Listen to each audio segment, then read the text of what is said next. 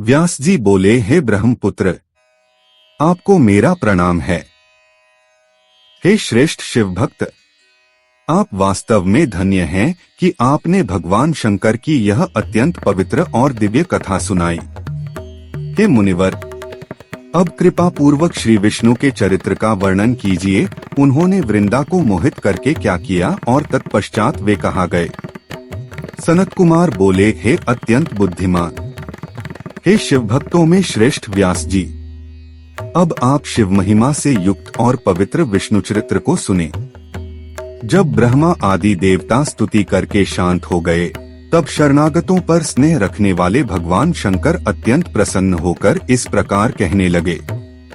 शंभु बोले, हे ब्राह्मण, हे श्रेष्ठ देवगण, मैं सत्य ही कहता हूँ कि यद्यपि जलंधर मेरा ही अंश था, फिर भी मैंने आप सबकी रक्षा के लिए उसका सहार किया।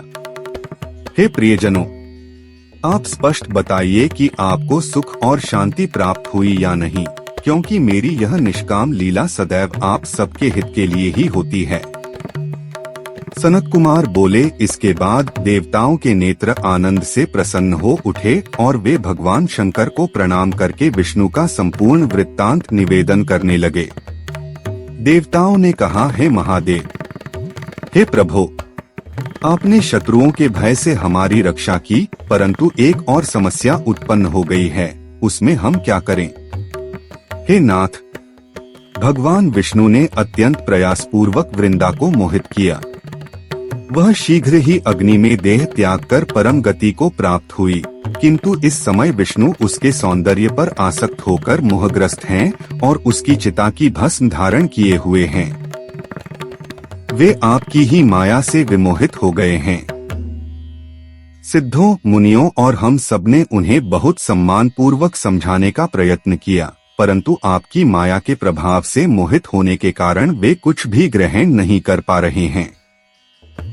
इसलिए हे महेश्वर, आप कृपा करें और भगवान विष्णु को उपदेश देकर उनका मोह दूर करें, क्योंकि यह समस्त जड़ चेतन जगत आपकी ही अधीनता में स्थित है।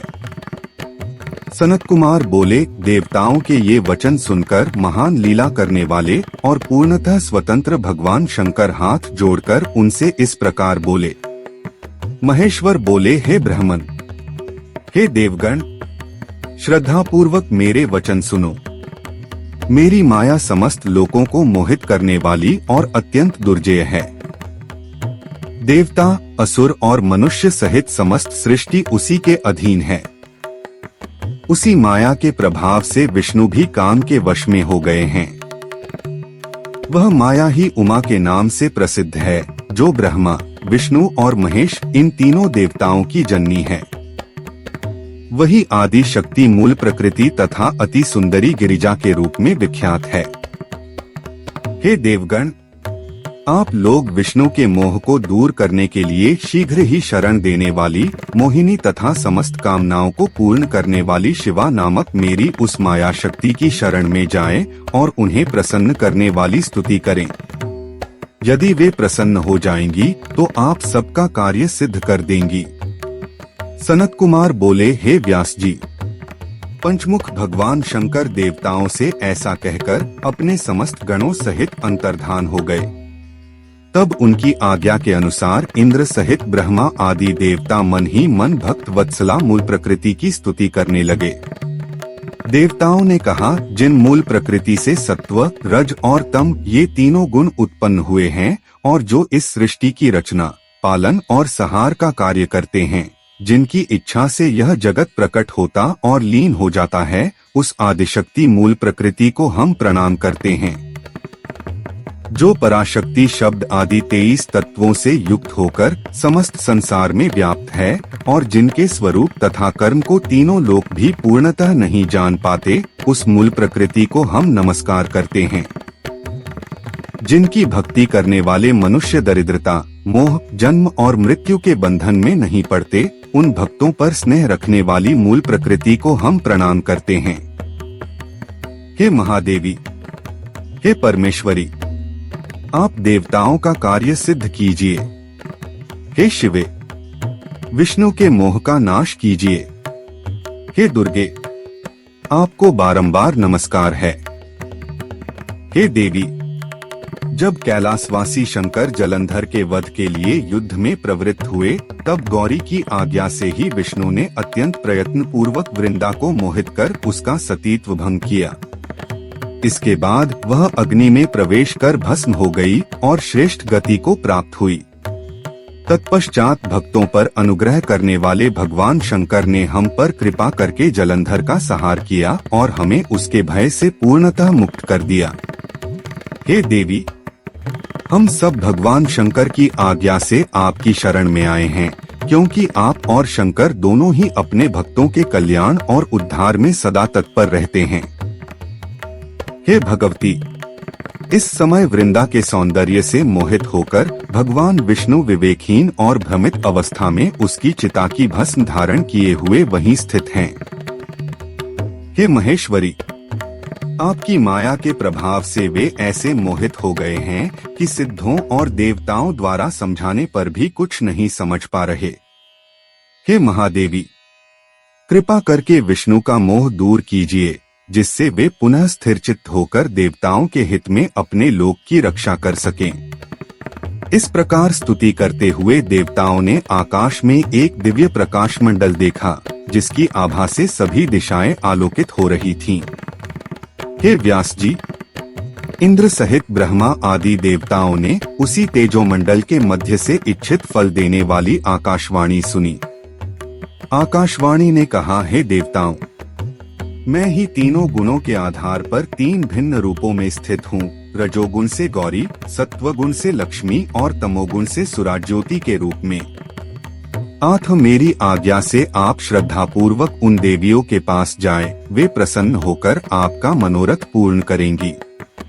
सनक कुमार बोले, हे मुनि, उस दिव्य वाणी को सुनते ही आश्चर्यचकित देवताओं की आंखें प्रसन्नता से खिल उठीं और वह तेज तुरंत अदृश्य हो गया। तब सभी देवगण उस आकाशवाणी से प्रेरित होकर गौरी, लक्ष्मी और सुरादेवी को प्रणाम करने लगे। ब्रह्मा आदि समस्त देवताओं ने सिर झुकाकर विविध स्तुतियों द्वारा अत्यंत भक्ति भाव से उन देवियों की आराधना की। हे व्यास जी, तब वे देवियां अपने अलौकिक तेज से दिशाओं को प्रकाशित करती हुई तत्काल वहां प्रकट हुई। उन्हें सामने देखकर देवताओं के हृदय आनंद से भर उठे। उन्होंने भक्तिपूर्वक प्रणाम कर स्तुति की और अपना उद्देश्य निवेदन किया। इसके पश्चात भक्तों पर स्नेह रखने वाली उन देवियों ने देवताओं को प्रणाम करते देखा, उन्हें अपने अपने बीज प्रदान किए और आदर पूर्वक इस प्रकार कहा। देवियों ने कहा, हे देवगण, जहाँ भगवान विष्णु विराजमान हैं, वहाँ जाकर इन बीजों को बो दीजिए, इससे आपका कार्य सिद्ध हो जाएगा। सनत कुमार बोले, हे मुनिवर, ऐसा कहकर वे देवियां अदृश्य हो गईं। वे ब्रह्मा, विष्णु और रुद्र की त्रिगुणात्मक शक्तियां थीं। तब इंद्र सहित ब्रह्मा आदि देवता प्रसन्न होकर उन बीजों को लेकर वहां पहुंचे, जहां भगवान विष्णु स्थित थे। हे मुनि, देवताओं ने वृंदा की चिता के नीचे भूमि में उन बीजों को रोप दिया और शिव शक्तियों का स्मरण करते हुए वहीं ठहर गए। हे मुनीश्वर, उन बोए गए बीजों से धात्री, मालती और तुलसी नाम की तीन दिव्य वनस्पतियां उत्पन्न हुई। धात्री धात्री अंश से, मालती महालक्ष्मी के अंश से और तुलसी गौरी के अंश से प्रकट हुई।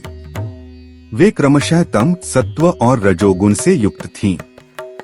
हे मुनि, उन स्त्री स्वरूपिणी वनस्पतियों को देखकर भगवान विष्णु विशेष आकर्षण से जागृत हो उठे। मोहवश उनका चित्त प्रेमासक्त हो गया और वे उनसे स्नेह की याचना करने लगे।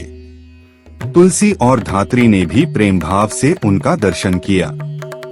सर्वप्रथम जिस बीज को लक्ष्मी ने अपनी माया से देवताओं को दिया था, उससे उत्पन्न मालती नामक वनस्पति ईर्ष्या से भर उठी। इसी कारण वह पृथ्वी पर बर्बरी जैसे निंदित नाम से प्रसिद्ध हुई, जबकि धात्री और तुलसी स्नेह के कारण सदा विष्णु को प्रिय और आनंददायिनी बनी रहीं। तत्पश्चात विष्णु का शोक दूर हो गया। वे देवताओं द्वारा नमस्कृत होकर प्रसन्नचित्त उन दोनों के साथ वैकुंठ लोक को प्रस्थान कर गए। हे विप्रेंद्र, कार्तिक मास में धात्री और तुलसी सभी देवताओं को प्रिय मानी जाती हैं और विशेष रूप से विष्णु को अत्यंत प्रिय हैं। हे महामुनि, उनमें भी तुलसी सर्वश्रेष्ठ और धन्य है।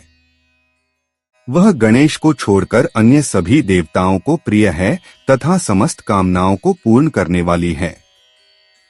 इस प्रकार ब्रह्मा, इंद्र आदि देवताओं ने वैकुंठ में विराजमान विष्णु को प्रणाम और स्तुति करके अपने अपने लोकों को प्रस्थान किया।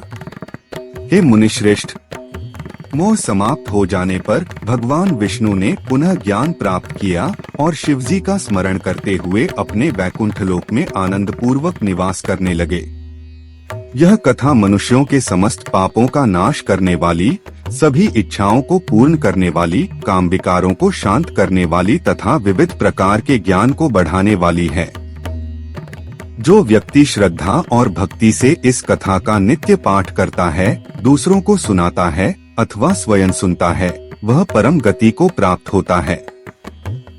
जो वीर पुरुष इस श्रेष्ठ आख्यान का पाठ कर युद्ध में प्रवेश करता है, वह निश्चय ही विजय प्राप्त करता है। यह पवित्र आख्यान ब्राह्मणों को ब्रह्म ज्ञान प्रदान करने वाला, क्षत्रियों को विजय देने वाला, वैश्यों को विविध प्रकार की संपत्ति देने वाला तथा शूद्रों को सुख प्रदान करने वाला है। हे व्यास जी, यह कथा शिव भक्ति को दृढ़ करने वाली, सभी पापों का नाश करने वाली और इस लोक तथा परलोक दोनों में श्रेष्ठ गति प्रदान करने वाली है।